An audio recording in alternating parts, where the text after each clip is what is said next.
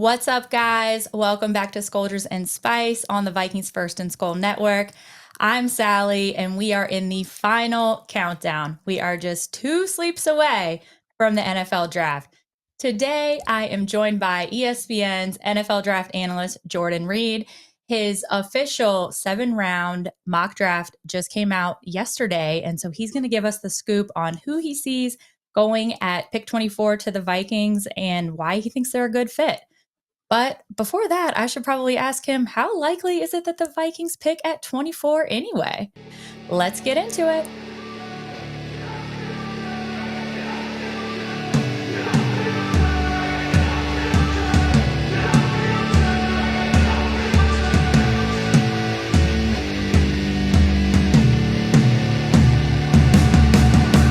Hey man, how the hell you doing? I've been just fine living life with the news and Jordan, hi. Hey, it's great to be back. How are you doing? Hey, it's great to see you. I'm doing great. How are you? I'm good. This is busy season for me, but the draft is like the lead up to Christmas, like you're a kid all over again. I know. You have to be so busy. So I so appreciate you making some time to come on. I think we have known each other like 10-ish years or something. I was trying to figure it out. But I was thinking, like, when's the last time I talked to you? And I was like, oh, it must have been like 2 years or something. And then I didn't realize, oh my God, you've been at ESPN for over 4 years. That's insane. Yeah, it's going by so fast, and it feels like I started yesterday. So this is year 4 for me, but I remember when I first got the job, and now it's going by so fast. But I'm having fun. I'm having the time of my life. Yeah, and you're killing it. You're doing such a great job. I was going through my iCloud the other day and I came across one of your draft guides from 2018. And it's hard to believe that that was how long ago it was. But thank you so much for making the time. Like I said, and goodness, where are we going to start? Where are we going to start? Well, let's see. Okay, so first of all, this draft this year is different because it seems like it's a lot less predictable than we have gotten used to the last few years. Does that make your job more stressful or is it more fun? It's actually more fun. And whenever there's not a quarterback driven draft at the top, like what we saw last year when 6 guys, including JJ McCarthy, went inside of the top 12, it makes things really cloudy. But I like cloudy just because it's hard to predict exactly what's going to happen. And I think there's going to be a lot of suspense, not only on Thursday, but also Friday as well. And that's what happens when there's not a lot of quarterbacks at the top. So Cam Ward is the one that's presumed to be the number 1 overall pick to the Tennessee Titans. But after that, I don't know when the next quarterback is going to come off of the board. So that makes for a very fun Thursday night for all of us. Yeah, it's definitely going to be a lot more exciting and a lot more reason for everybody to pay attention for sure. But let's talk about everybody's favorite subject, the Minnesota Vikings. This draft has a different vibe to it because Kwesi made so many moves in free agency that there aren't any glaring holes in the roster. They have a lot more flexibility for what they can do, which is a relief since they only have the 4 picks going into it. But I wasn't necessarily worried about that this whole time because we know that Kwesi loves to make deals, he loves to trade. But as we get closer, and I realize that there's not a ton of difference in how much talent there is in the range that they're at, and a lot of other teams might have the same ideas. How likely do you think it is that they stay at 24?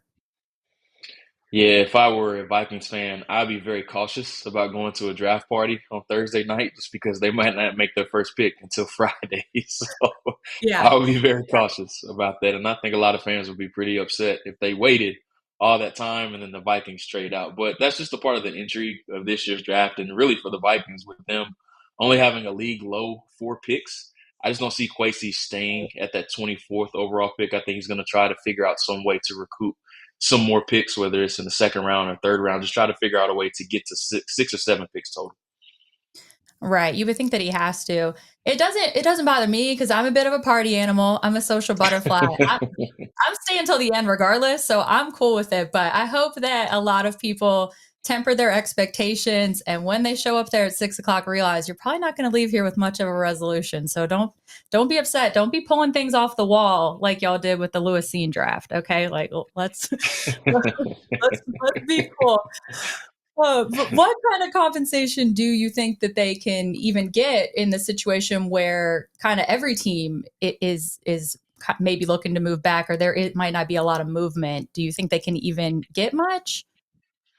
Yeah, I think that's going to be the challenging part about all of this, honestly, Sal, just because the quality of player that you pick at number 10 overall is really the same quality that you get at number 60 overall in this year's draft. So I don't think there's going to be a lot of teams really scrambling to move up unless there's just a big name that falls down the draft board. And what you're hoping and you're crossing your fingers for, if you're a Vikings fan, is that one of these quarterbacks slips to 24 overall, whether it's Shador Sanders, Jackson Dart, or whoever. You're hoping one of those quarterbacks slips down past the Pittsburgh Steelers at 21 overall, just because that's really the only obvious landing spot in the 20s ahead of the Vikings. So maybe with Cleveland and the Giants having the first two picks in the second round, they want to trade back up into the first round to get a quarterback that's falling. So that's what you're hoping for if you're crossing your fingers for the Vikings. Okay, gotcha. I feel like I know the answer to this, but is there any scenario where you see them that they love somebody so much that they would maybe trade up? I just don't see it just because of the lack of draft capital. And I think if anything, they want to more so trade back to try to recoup some more picks. You don't want to go backwards in the draft. Having only 4 picks, that's a relatively really low number. And with Kwesi and his analytical background, I just think he wants more darts to throw at the dartboard as opposed to doing the inverse. Absolutely. Okay, so your final 7 round mock came out today with ESPN. It'll be yesterday when this comes up, but it came out today and I took a peek at it, so I know who you picked. But why don't you fill everybody else in on who it was and why you think that they're a good fit for the Vikings? So the player that I picked was South Carolina safety Nick Emmons-Warren. He's somebody that had a relatively standout performance at the combine. That's putting it very nicely. At 6'3", 220 pounds, he ran into 4.3s. He jumped 43 in the vertical, then also jumped over 11 feet in the broad jump, which is outstanding numbers for a player at that position. But he's not just a workout freak or a combine warrior. He really shows some instincts out there on the field. He's gotten better over his past 2 seasons as a starter as well. And I think a sneaky need for the Vikings is actually a safety with Harrison Smith still going at 36 years old. Theo Jackson got the extension this past offseason. And then Josh Metellus, he's entering the final year of his contract. So I think having a young safety in the room could definitely help them. Now, there's some other positions that they could go. Defensive line is another area that I think they could serve to address even after signing Javon Hargrave and Jonathan Allen. I still think they need a young, explosive guy in the middle of the defensive line. Offensive line, that left guard spot provides some competition for Blake Brandel at that left guard spot. That could be another direction that they go. So safety I think was an obvious pick for them here, but also I can see defensive tackle or even them addressing that left guard spot. Yes, I was going to get into offensive line with you next because while I am one of the first to complain about poor offensive line play and poor Sam Darnold just taking a beating in those last 2 games, it's not a position that really gets me riled up. Going into the draft, it's not one that I get really excited about. But I have heard you mention a couple that you think could make an impact pretty much on day one, that they would be ready to go and step in and play. Talk about those guys.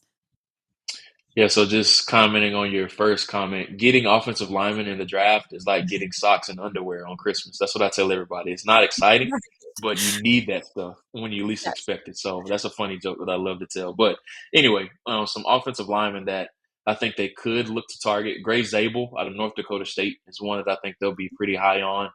He's somebody that's had an astronomical rise throughout the pre-draft process. He went down to the Senior Bowl and had a really good performance there, and then he had a good performance at the Combine as well. So if they don't take him at 24, I don't think he lasts past the Detroit Lions at 28. So hopefully they do take him and they don't have to face him twice a year Yeah, in Detroit. I seriously. think that would be a really good alternative for them. But another is Donovan Jackson out of Ohio State.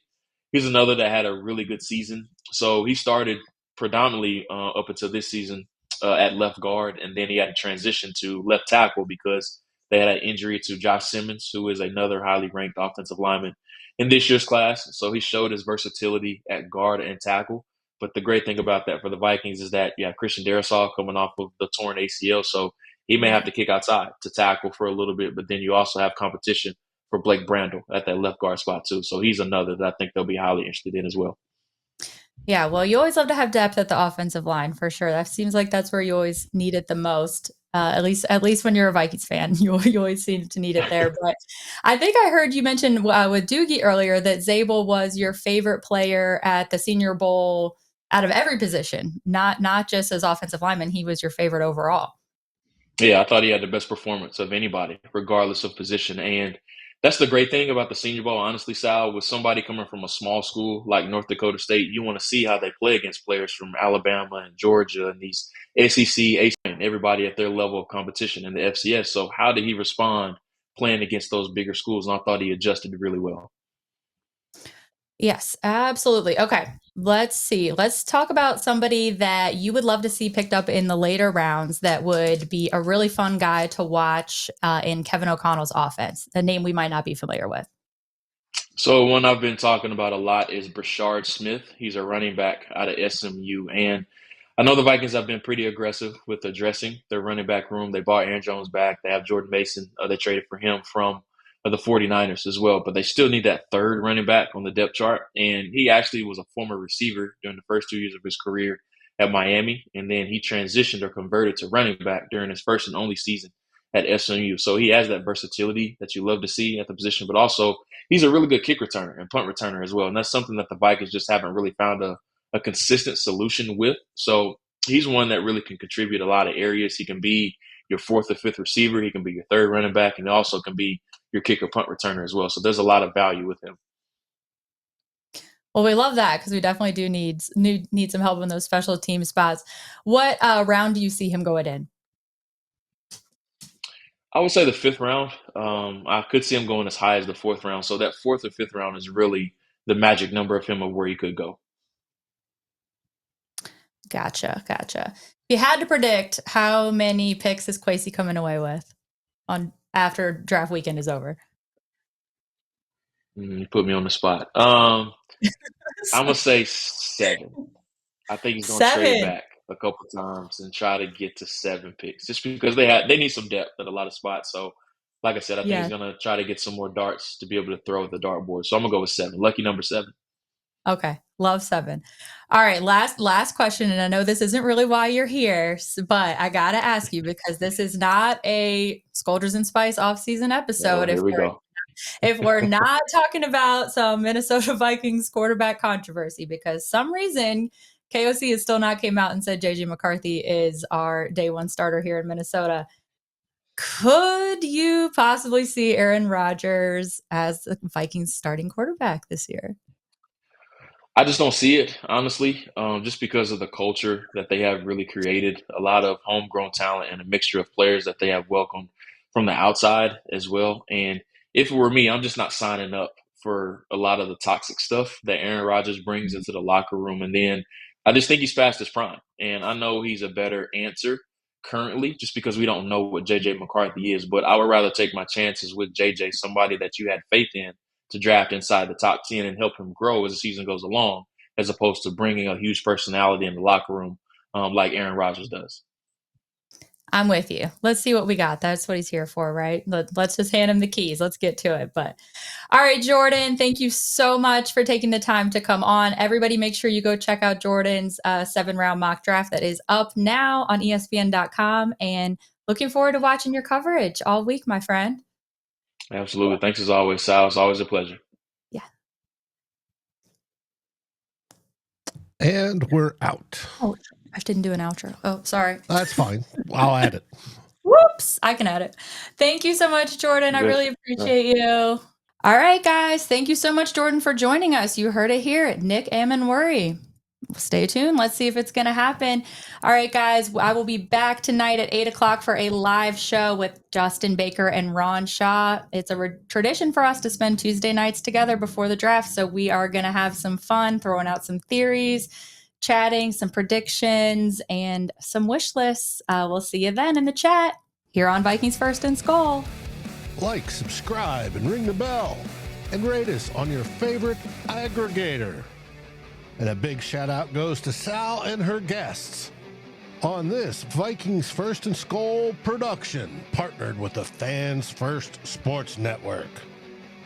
Thanks, everyone, and SKOL.